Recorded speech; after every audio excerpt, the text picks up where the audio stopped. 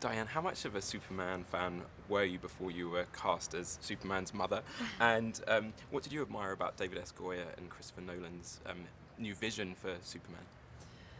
Well, I wasn't that much of a fan because I know that compared to the fans, I was just more of a grateful recipient of the television show first and the Christopher Reeve's version of the icon in the 70s, but and the early 80s. This was an amazing opportunity, as we talked about earlier, that it is a revisitation of the entire. I don't know what you'd even call it, the metaphor of what Superman is, but also the history of how he came to be the way he is. It asks more interesting questions, which I was grateful to participate in. You know, and just working with Kevin Costner was enough to show up. There was two parts you asked her. Come on, get to that second one. Didn't I? What was the second part? I think I did. No, I think you covered Oh, it very no, well. you were Yes. about the Christopher Nolan's Yes. version of it. Yeah. Oh, okay. But I think it had to do. I think it had to do with the fact that they asked the harder questions. So. Yeah. I thought Henry Cavill was incredible in the Why don't role you go of talk to Superman him? of Clark Kent.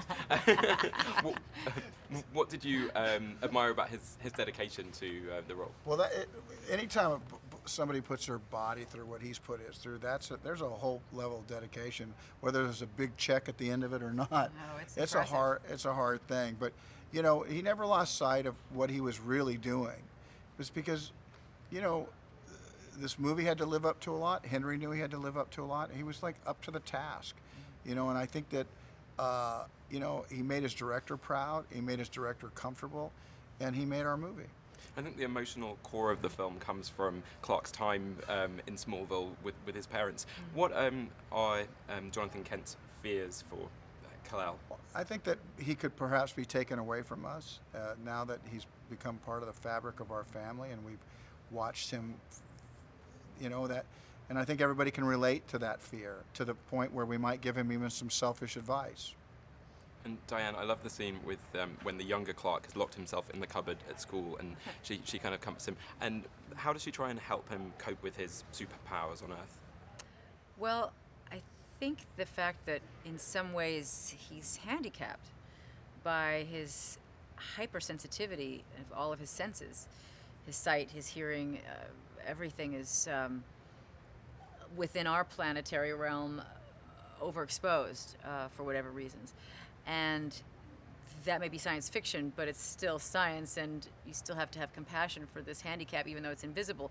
Now, children see that he's freaking out, don't understand why, and they just go after it. Other kids have a way of doing that.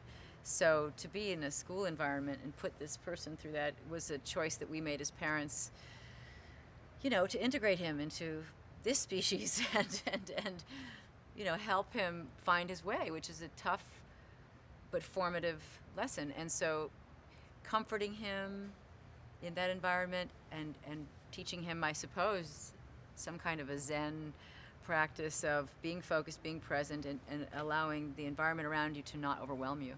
You've both had illustrious careers sustained over many years. How proud are you of this film, though, and as it stands in your body of work? I'm just kind of pinching myself that I'm even in it.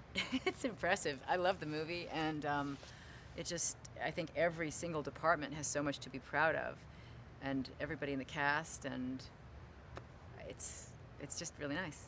Yeah, pretty reflected glory. I mean, we get to bask in the good work of Zack and a lot of people, you know, and we got to hit our marks, and we got to represent the heartland of America, and we were happy to do it, and we felt that we did an honest job of it. Kevin Costner, Diane Lane, thanks very much. Thank you. Thank you.